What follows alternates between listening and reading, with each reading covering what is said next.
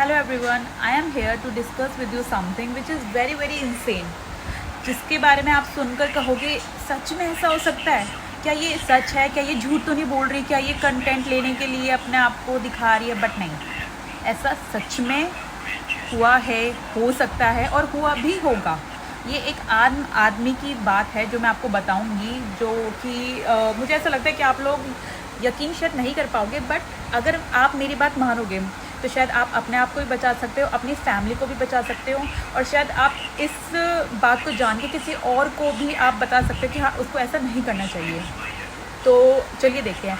मैं आपको वीडियो पे एक फ़ोटो, एक अपनी स्क्रीन पे एक फ़ोटो दिखाऊंगी जिसको आप एक बार पढ़िएगा, ठीक है? तो आपने जैसे कि उसमें देखा होगा कि उसके क्लिनिकल बैकग्राउंड में ये लिखा हुआ है कि पेशेंट को 4 दिन से बुखार और ठंड लग रही थी। तो उसने भी आदमी की तरह जाके केमिस्ट की शॉप से बुखार की दवाई ले ली, और लोग क्या करते हैं, पैरासीटामोल ले लेते हैं, डोलो ले लेते हैं, गला ख़राब हुआ गले की दवाई ले लेते हैं, दर्द हुआ दर्द की दवाई कि भैया जी एक दर्द की दवाई दे दो, वो दे देते हैं। वो पढ़ते भी नहीं है कि उसकी एक्सपायरी डेट क्या है, क्या वो सच में दर्द की दवाई है या नहीं है, या फिर वो बुखार की है या नहीं। वो सिर्फ ले लेते हैं क्योंकि उनको पता ही नहीं होता। उनके हिसाब से ये केमिस्ट्री शॉप है, उन्होंने जो दी वो सही दी होगी, है ना।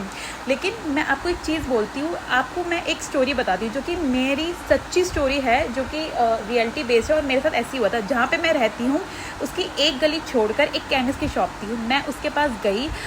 मेरे हॉस्पिटल में मुझे बोला गया, जैसे कि आप लोगों को पता है कि मैं छोड़ो ये कि जैसे कि आप लोगों को पता है कि मैं हॉस्पिटल में काम करती हूँ, तो वहाँ पे कितना इन्फेक्शन है, वहाँ पे लोग कितनी तरह की बीमारी आती हैं। तो हमें बोला गया कि हमें हेपेटाइटिस बी का इंजेक्शन लगवाना है। तो उसकी 3 डोज होती है। तो मेरी 1 डोज़ कंप्लीट हो गई, 2 डोज़ कंप्लीट हो गई, तीसरी डोज़ मुझे कहीं नहीं मिल रही थी। तो मैं ढूंढते ढांढते उस केमिस्ट के पास भी चली गई। तो फिर उनसे मैंने बोला कि भैया मुझे हेपेटाइटिस बी का इंजेक्शन चाहिए, जो कि मेरे साथ मतलब पहली बार ऐसा कोई इंसिडेंट हुआ है। मैंने उनसे बोला कि मुझे हेपेटाइटिस बी का इंजेक्शन चाहिए। तो उसने मुझे पलट के ये बोला कि मैडम ये किसी कुत्ते को लगाने वाला इंजेक्शन है क्या? मतलब मैं ये सपोज भी नहीं कर सकती कि उस बंदे को ये भी नहीं पता था, जो इतनी बड़ी केमिस्ट की शॉप खोल के बैठा, उसने मुझसे ये बात बोली कि कुत्ते को लगाने वाला।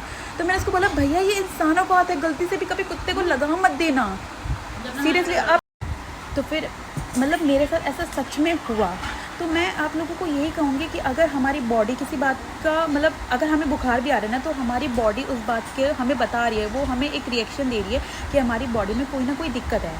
अगर आपको एक दिन आ रहा है, 2 दिन आ रहा है, तो ठीक है, आप जाके केमिस्ट की शॉप पे दवाई ले लीजिए। लेकिन अगर आपको 3 दिन से आ रहा है, 4 दिन हो गए, आप जाके लोकल क्लिनिक से लेके दवाई ले रहे हो, तो ऐसा प्लीज़ मत कीजिए, क्योंकि आपकी बॉडी आपको रिएक्शन बता रही है कि हाँ कुछ ना कुछ गड़बड़ है। इसका मतलब कि आपको जाके डॉक्टर से सलाह लेने की ज़रूरत है, ना कि खुद डॉक्टर बनने की ज़रूरत है।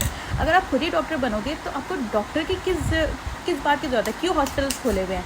क्यों बोला है कि नर्स को रखा हुआ है, डॉक्टर्स को रखा हुआ है? इसलिए ना, ताकि वो आपकी हेल्प कर सके। तो प्लीज़ खुद से डॉक्टर बनना बंद कीजिए और अपने आप से दवाइयाँ लेनी भी बंद कीजिए। और मैं आपको ये भी कहूँगी कि प्लीज़ अगर आप कोई भी दवाई ले रहे हो तो उसकी एक्सपायरी डेट ज़रूर चेक करें, और एक बार अपने फ़ोन आजकल सबके पास है, प्लीज़ उसको गूगल करके देख लें कि वो दवाई उसी की है या फिर कोई और है, जैसे कि मैंने आपको अपनी स्टोरी में बताया। और एक चीज़ और कि मैं अपने घर वालों को भी यही बोलती हूँ कि अगर आपको ऐसी चीज़ें हो रही है तो मैं अपने घर वालों को भी ये गलत प्रैक्टिस करने से साफ मना करती हूँ। तो मैं आप लोगों को भी बोलूँगी कि आप लोग भी ध्यान दीजिए अपने घर में, कि या फिर कोई भी फ्रेंड वगैरह सबको बताइए, ताकि कल को आपके साथ ऐसा ना हो। ठीक है, ओके।